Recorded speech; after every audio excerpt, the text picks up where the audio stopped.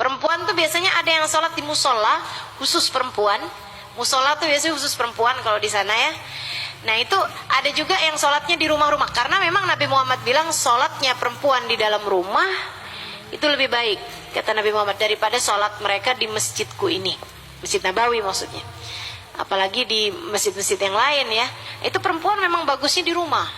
Kenapa gitu?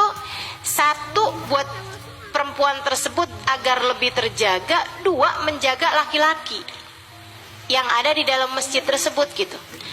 Takutnya laki-laki nih kalau misalnya tahu gitu, di soft perempuan ada si ini nih. Akhirnya adzan lebih dimerdu-merduin. Pas ngimamin suaranya jadi lebih dimerduin gitu. Maksudnya dikhawatirkan mengganggu konsentrasi dan kehusyuan kaum laki-laki kalau campur, maksudnya kalau banyak antara jumlah laki-laki dan perempuan di dalam masjid. Itu ya. Tapi ada hadisnya juga, kata Nabi Muhammad, la tamna'u ima Allah an masajidillah. Janganlah kalian halangkan hamba-hamba perempuan-perempuannya Allah dari masjid-masjidnya Allah. Artinya kalau ada perempuan mau ada di masjid juga, ya jangan dihalangin juga. Gitu.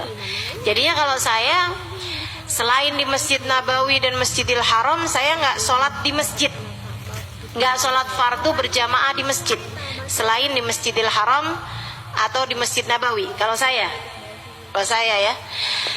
Nah kecuali kalau saya ada di kota-kota dengan masjid-masjid yang keramat, saya akan pergi juga ke masjid tersebut di waktu laki-laki tidak sholat berjamaah di masjid tersebut.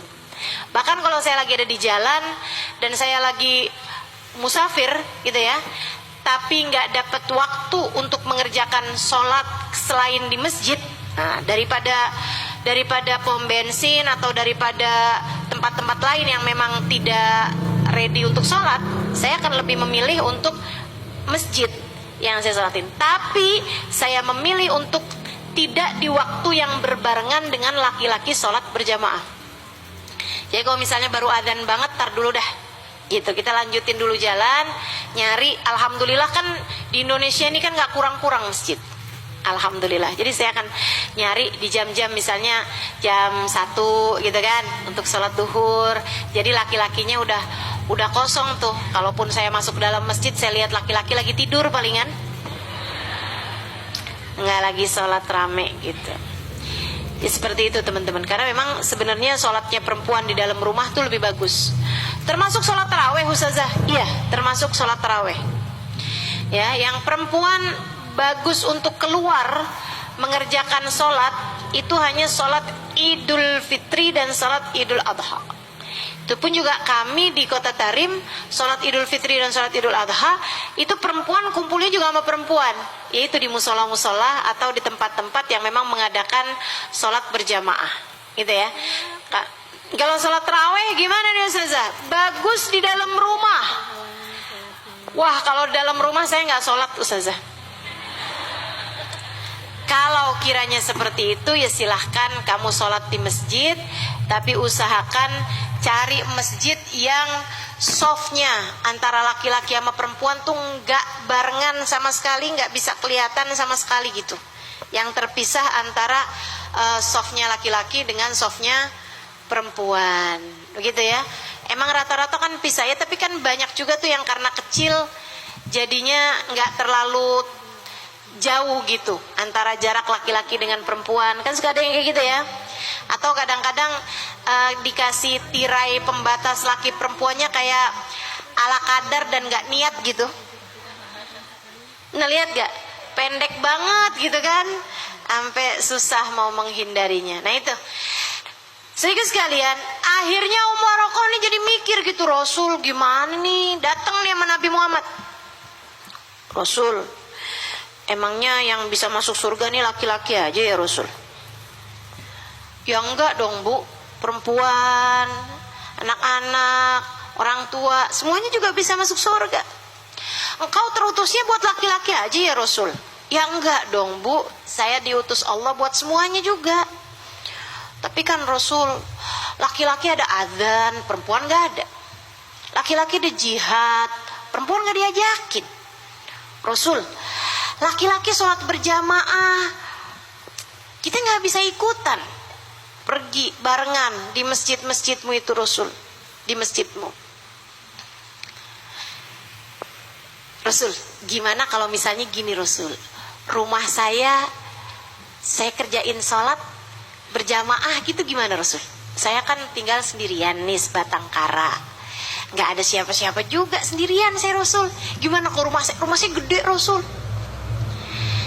Akhirnya Nabi lihat, Nabi putuskan rumahnya Ummu Waraqah jadi masjid, jadi musola buat perempuan. Ini nih, masjid perempuan pertama, masjidnya Ummu Waraqah.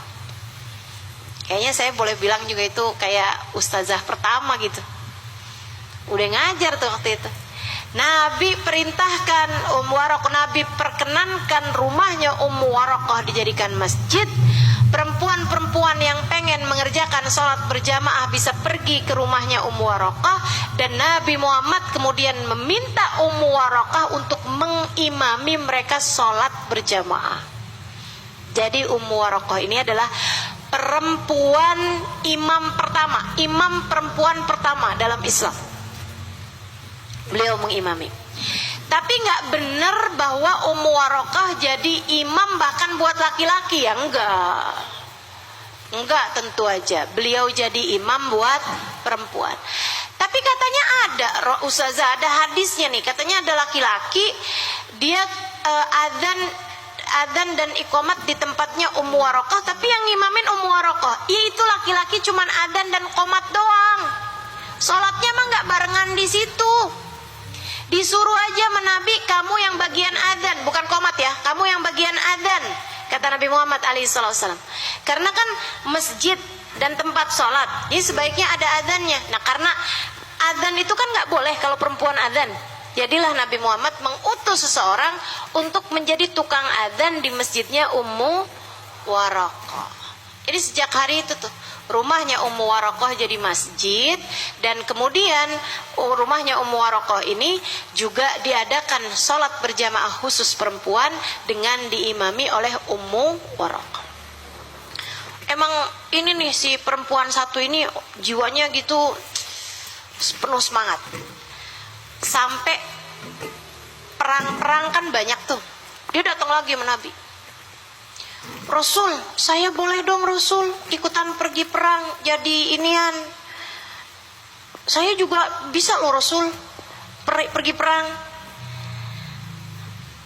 Nabi kemudian bilang, jangan deh Ummu Waraqah, udah kamu di dalam rumah aja.